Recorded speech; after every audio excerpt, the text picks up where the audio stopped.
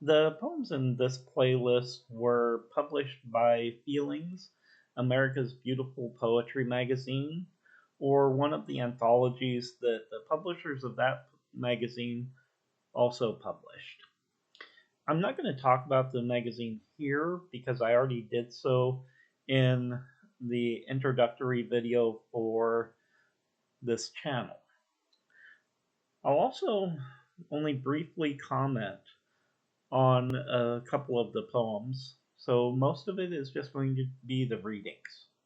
And I hope you enjoy them. Little Miss Muffet's kid brother meets the Itsy Bitsy Spider. Spider quick, Spider gray. Spider come to me to play. Spider mean, Spider bite. I pinch Spider, pinch it tight. Spider gooey, Spider gone. Now I playing all alone. Okay, this next poem, Marsaille, has a bit of a story behind it. I was on a road trip visiting some friends and checking out some of the national parks, and I ended up in a bookstore in Ohio. She was the teller, and so when I asked her about a book on poetry markets, she took me to where they were and pointed one out and said, "This is a really good one." And she gave the indication that she liked poetry. Well, I kind of liked her too. So I decided to write this poem and I gave it to her with a dozen roses and asked her out. Well, it didn't work. She had a boyfriend. But at least I got a poem out of it, and I hope you enjoy it. Marseille. The first impression seems to be the one that lasts the longest, while subsequent encounters bring about the things that bond us. The subtle interactions of a pair of souls together can bring to bear unbroken chains more fragile than a feather. And yet there comes a time to bear, to drop the mask or shield, and join in a treasured gift when hearts can somehow meld. It is in truth, the truest truth, the only truth that matters, to share oneself, the truest self, with a special other. There's a bit of a caveat with a love hate relationship. I'm pretty sure it was published, but I lost the acceptance letter. And so I'm not sure where it was published. I think it was published in an anthology called Cats, Dogs, and Other Critters, but I'm just not sure. A love hate relationship. The crickets pound like hammers in my ears to drive a wedge of spikes into my brain. Their complex music never disappears. But who am I to mutter or complain? Their song is most annoying and obtuse, and yet I don't begrudge a single strain, for I have learned it is of little use. And who am I to mutter or complain? The word cacophony has come to mind, and I attach it to their loud refrain. I fear that I am being far too kind. But who am I to mutter or complain? At last the crickets finish raising Cain.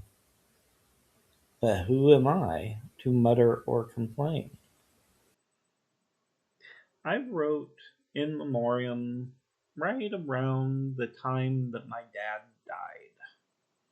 And it's reflective of how a child views their parent as something that's almost superhuman. You know, the invulnerableness of a parent, their big, strong, etc. And so there's a little bit of that child in me that is escaping through this poem. At least I think that's what happened. In Memoriam also was an honorable mention for the Editor's Choice Award.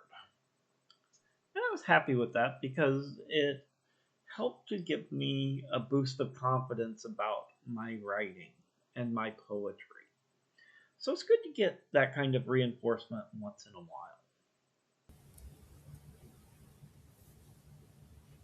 In Memoriam, his heart was calloused to the bone, his eyes were steely gray, his legs were stumps of knotted pine with feet of molten clay. His arms were hewn from granite blocks with hands of corded twine. His thoughts were muddy river beds when he was so inclined. His ears were molded tin and zinc, his back was steel and ice, and frozen blood ran through his veins in currents of device. He lost his tongue in battle as cancer stole his face.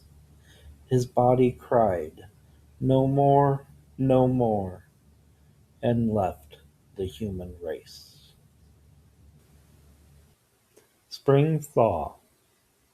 The sun gently teased my skin with kisses warm and true, while winds of scented marigolds whispered through and through the plunk of slipping water seeping past on toes of ice, the rustle in the fallen leaves of tiny-footed mice. Chanting swells of sparrow song erupting in the vale to fill the air with strident verse, whose words I couldn't tell. As others slowly melted in, their voices loud and clear, a chorus of soft-spoken snow fluttered in my ear to soothe the stillness of my soul and ease my frozen breath, then disappear with springy speed, with winter's passing death. To the free verse poet. You put together lines of words, then break them randomly. You don't care if they rhyme at all, and place them casually.